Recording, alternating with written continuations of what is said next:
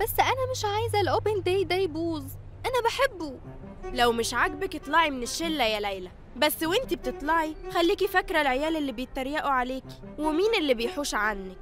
لا لا لا خلاص، هنعمل إيه؟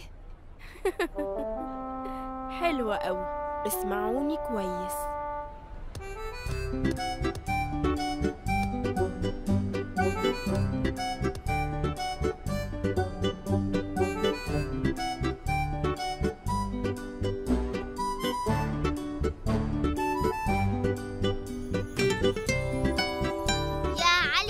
ايدك بقى تحت دقنك ما تحركهاش.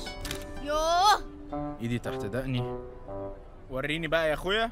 ايه ده؟ الصورة دي مش حلوة. تصدق يا نور انك ما بتعرفش تصور؟ انا ما بعرفش اصور؟ ما هو ده وشك يا علي. بقول لك طلبوني بالاسم في الاوبن داي. طلبوك بالاسم ايه؟ انت فاكر نفسك نورة؟ قصدك ايه يعني؟ قصدي ان نورة بسبب اللايفات بتاعتها بقى ليها اسمها ووزنها، بس انت يعني لسه صغير. على فكرة بقى، نورة أي لايف بتطلعه بتاخد رأيي فيه، وأي فكرة بتعملها ببقى أنا اللي قايلها لها. طب ما تفيد نفسك لما انت شاطر قوي كده يا صغير. أنا مش صغير، وهتشوف يا علي.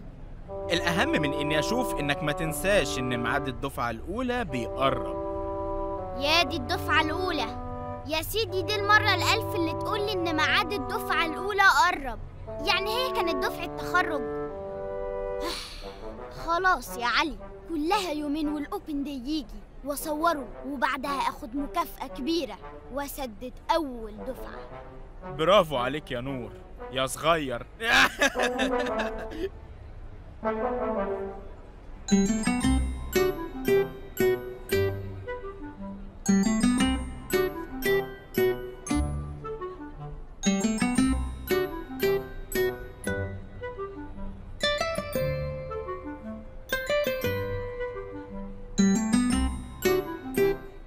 سيبوا اللي في ايديكم حالا بقى وركزوا معايا.